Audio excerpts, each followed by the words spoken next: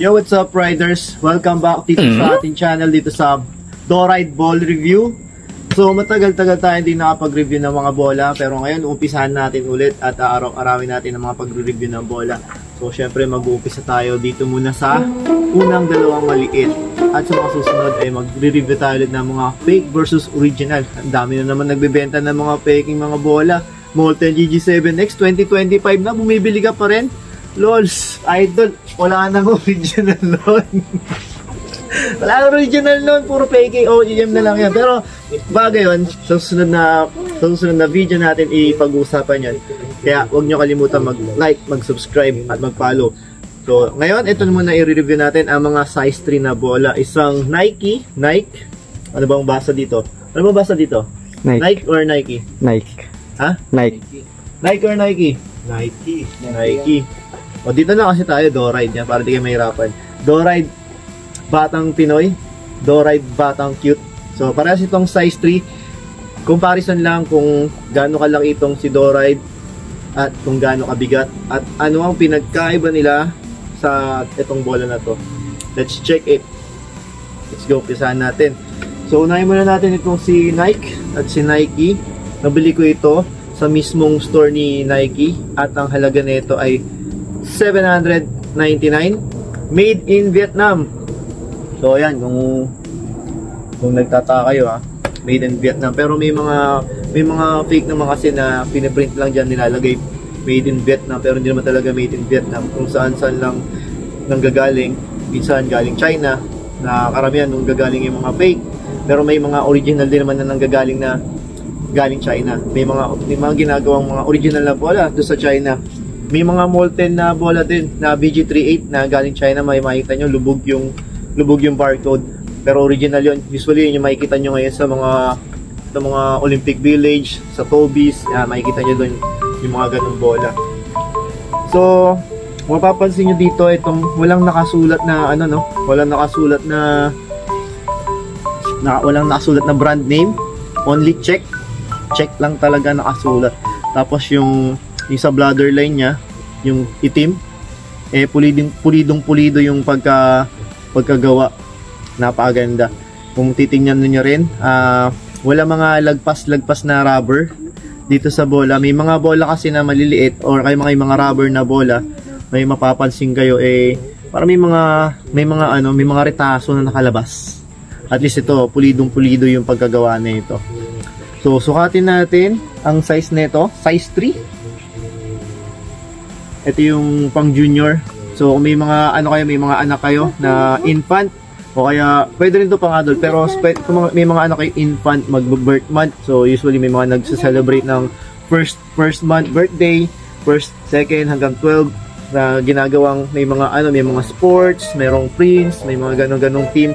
So pwede nyo gamitin yung mga ganitong klaseng bola sa mga team ng sports, basketball team. Yan. Pero syempre mas maganda kung yung DoRide. Pero sukatin muna natin to. Let's see ang size nito. So dito tayo diretso tayo sa bladder line. At susukatin din natin mamaya across naman sa bladder line. Let's go. So ang size nito is 57 centimeters. Ilang inches yun? Yan. Para mas hindi tayo mahirapan mag-compute, dito tayo sa inches. yan. Yung circumferential niya 57. Okay, ang sa inches niya nasa almost lagpas siya sa 22 inches. 22.2 inches sa bladder line. Then let's go naman sa across. Cross naman ng bladder line. So usually kasi magkaiba. Kaya doon sa mga malalalim na bladder line, pag malalim kasi yung bladder line, yan, iba yung sukat niya, unlike dito pag across naman. So kanina yun, katulad na ito. So almost parehas lang din naman. Medyo konti lang naman yung niya. 57 centimeters din lagpas, mga siguro 57, mga 57.2, 57.3 yung centimeters niya. Let's go to inches. Huwag na natin pahirapan mag-compute pa. gamitin na natin itong ating medida. So ito pala medida na to, no? Malamang mas matanda pa ito doon sa nag-video. Mas matanda pa doon sa matanda pa sa inyo. Mga siguro 30 years na tong medida na to, galing pa sa nanay ko to. Nag-i-Avon pa siya. So alam ko may Avon ngayon, konti na lang. Okay, so across, ito ang size niya, itong sukat niya. So ayan, 22.2 pa rin. 22.2 inches ang bola na to. And mapapansin nyo rin dito sa bola na to, no? Ayan. Yung mga dot niya, yan, yung mga dot niyang ganyan. So parang pa-rainbow siya. Yan, may mga pagano siya. Napapansin nyo yung pagano. May pa-rainbow siya na mga ganun na dot. So yung iba kasi puro as in ano lang talaga, pantay-pantay lang na ganun, hindi ganito. May mga rubber kasi na usually sa mga size 7, kapag ganitong klase yung yung dot ng mga bola, yung sa panel niya medyo nagbabakbak kasi yan magkakaroon ng guhit pag yung sobrang gamit na. Magguguhitan niya, magka-crack, puro crack na yan. So ganun usually nangyayari. Tapos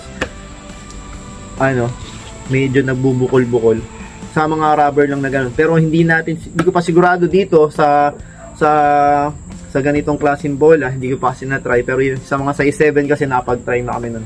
Papakita kami sa inyo sa susunod ng ganong klaseng bola. So okay, let's go naman sa weight. Nakuha na natin ng size. Let's go to weight. Kung anong weight na itong size 3 na bola na to. So ayan, tingnan nyo, naka 0 grams ang ating timbangan. So medyo gumanda yung timbangan natin. Dati silver lang yan. Ngayon medyo gumanda-ganda na siya. Okay. At ang kanyang weight ay, nakikita nyo ba? 318 grams. So for this ball, size 3, 318 grams. Napakalit. Okay, pwede rin pala itong bola na to sa mga kids, sa mga adults. Kapag yung ring ninyo maliit lang, so yung ring ninyo let's say mga size 5 lang, so pwede to. And yung mga pangdakdaan na ganun, yung mga ginagamit sa half court, pwede rin itong bola na to. So yung price nito, mabibili nyo to siguro sa store mismo, nasa 799, doon ko to nabili. Pero kung bibili nyo sa akin to, siguro mga nasa 1-2. Siyempre papatungan ko pa, hindi pwede wala akong patong. Yun talaga, negosyo yan. At hindi naman ganun kadali makakuha ng ganitong bola. Kaya binibenta ko sa kanya kanina 1-2. Bibili niya ito mamaya pagkatapos na itong vlog na to, kasi napaka-importante dito natin ginamit sa vlog na itong bola na to. Okay? So, let's go naman doon sa pangalawang bola. Okay, ang pangalawang bola naman natin ay ito. Ito yung Doride Batang Cute, Batang Pinoy, size 3, 4-tone ang bola na to. Ayan, merong kulay blue, puti, red, at dilaw. So, alam ko naman kung saan nyo nakikita yung bola, yung kulay na yan. Nakikita nyo yan sa Philippine flag. So, Philippine flag na tema itong bola na to. So, may mga bola kasi may mga bola na tricolor lang. Blue, white, and red lang. So, pag yung mga ganyang kulay, US yan, mga ganon. So, kaya may mga ibang Pinoy na masyado napapamahal sa ibang bansa, dahil kasi mindset tayo ng mga colorway na yan. So may mga indoctrine na yan na nakatago. Anyway, so okay, punta naman natin to, close up natin. Kung mapapansin nyo kanina si Nike, yung mga dot niya pa-rainbow. Ito naman, ito yung sinasabi ko nyo, yan, straight lang siya, pantay-pantay siya na ganun. Hindi siya rainbow na ganun, no? And yung bladder line niya, mapapansin nyo rin, yan, napakaganda ng bladder line din niya. Wala siya mga sobra-sobra, mga retaso, mga nakalawit diyan ng mga goma. So yung mga ibang bola kasi may mga nakasobra yan na mga rubber na hindi nila na cut na maigi, hindi nila na gupit. At least dito pulidong-pulido yung pagkagawa niya. Makita nyo rin yung bladder line niya, yung kulay itim. Solid din yung pagka-black niya. All goods na all goods. And yung print, no? Ito lang, yung sa print lang tayo. Yan, yung brand. Maraming nakasulat dito. Unlike do sa Nike, check lang siya. Ito, merong Doride, Batang Cute, meron pang emoticon, kamukha ni Balong. Then dito sa kabila, Doride, Batang Pinoy. Yan, Batang Pinoy, magkabilaan siya. So, sukatin natin itong bola. Dito muna tayo sa linya, Bladder line. sa bladder line. At ang kanyang sukat, ilan yung sukat ilan sukat niya kanina? 57. So okay, ito nasa 57 din, sakto. Sumakto ng 57. Yan. Punta tayo sa inches. Huwag na natin i-compute. Pero kung na-compute natin yung kanina, easy na lang sana to, no?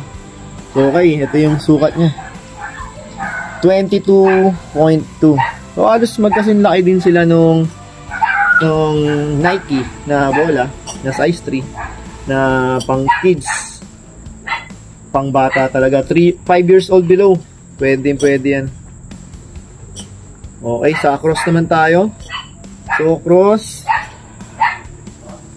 22.2 pa rin. Same. So ganun din lalabas nyo sa kabila, 57 din. Okay. And weight, punta naman na tayo sa weight ngayon. Let's go to the weight. Oh, nag-automatic timbangan natin no, so makita nyo pala tong sombrero namin. Pwede nyo ring orderin sa amin yan. Okay, let's go to the weight. Yung kanina 318. Oh! 318 yan, di ba? At ito naman si Batang Cute is 329. So, mas mabigat ng 11 grams itong si Batang Cute kumpara kay Nike. At ang presyo naman nito, 298 yan. Usually, yung mga presyo ng Doride, may mga 8 ang dulo niyan. So, 298 ang bola na to. Kumpara dun sa isa, so, makakabili ka na ng 2 bola kung Doride ang pipiliin mo. Okay, so yung weight, mas mabigat ito si Doride. Parang mas mabigat ito, no? Pag hinahawakan ko siya, parang mas mabigat ito. Pero mas mabigat pala ito. 10 grams lang. Sa size naman, parehas lang sila. Sa price, mas mura ito si Doride. Makakabili ka na ng 2 Doride Batang Cute sa isang Nike na bola. Pero syempre, kung gusto nyo talaga kung brand conscious kayo, dito kayo kay Nike. Pero kung affordability, dito kayo kay Doride. 2 bola na mabibili ninyo, diba? So, yun lang. Kung gusto nyo order, nasa description yung link. Click nyo lang yan. Dadarayin kayo na sa shop namin. Nito mga Doride. Ito rin, pwede nyo rin orderin ito sa shop namin. Click nyo lang yung link at dadarayin kayo na sa shop namin. So, yun lang mga idol. So, next mga video natin, mga Molten, mga size 7, size 6, marami tayong mga bola na i-compare dito. So, yun lang. Don't forget to subscribe. And I'm Bounce out.